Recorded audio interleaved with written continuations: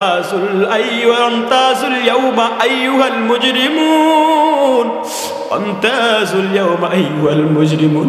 ওরে অপরাধীর দল, আজকে তোমাদের কোনো নিস্তার নাই, ভাগ হয়ে যাও, পৃথক হয়ে যাও, পৃথক হয়ে যাও, পৃথক হয়ে যাও, পৃথক হয়ে যাও, পৃথক হয়ে যাও, পৃথক হয়ে যাও।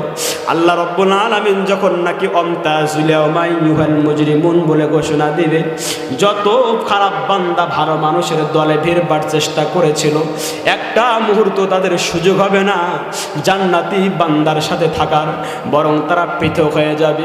আল্লাহ রাব্বুল আলামিন এবার ঘোষণা দিয়ে দিবেন, যারা জাহান্নামে আছো জাহান্নামে যাও, আর দেরি করিস না, জাহান্নামে যাও।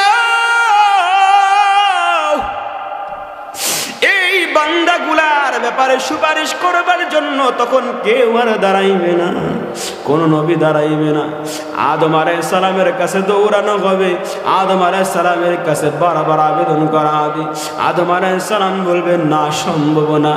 আদম অসম্ভব না বলবে, মূসা আলাইহিস সালাম বলবে সম্ভব না, ঈসা আলাইহিস সালাম বলবে সম্ভব না, ইব্রাহিম আলাইহিস সালাম বলবে সম্ভব না। সব নবীরা যখন বলবে সম্ভব না, সাইয়্যিদুল মুরসালিন খাতামুন নবিয়্যিন হাবিবে কিবরিয়া জনাবে মুহাম্মদুর রাসূলুল্লাহ সাল্লাল্লাহু আলাইহি ওয়াসাল্লাম আল্লাহ রাব্বুল আলামিনের কুদরতি পায়ে সিজদায় লুটিয়ে পড়বেন আর বলবেন, ও দয়ার মালিক আল্লাহ, আমার উম্মতগুলোকে ক্ষমা করিয়া দেন, তারা তো বোঝে না, না বুঝে অপরাধ করেছে। ও দয়ার মালিক, তাদেরকে ক্ষমা করিয়া দেন।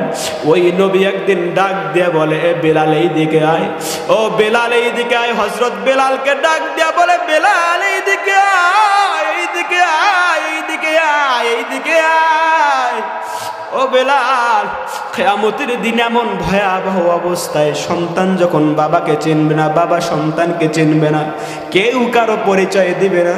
অন্ধকার কবরে যখন কবরের দুই পাশের মাটির চাপ মানুষের পাঁজরের হাড়গুলো মটমট করে ভাঙ্গিয়া দিবে, কিয়ামতের ওই সূর্যের তাপ যখন মগজগুলোকে এত পরিমাণ তাপ দেওয়া শুরু করবে, ওই সূর্যের তাপে মগজ টকবক করে উথলিয়া উঠবি, মগজের খুলিটা মটমট করে ফাটিয়া যাইবে। ও বেলাল, ওই দিন কোনো কিছুই কাজে আসবে না, তবে বেলাল একটা জিনিস কাজে আসবে। ও বেলাল, আল্লাহ রাস্তায় কিছু হলেও তুমি দান করো, কিছু হলে দান করো।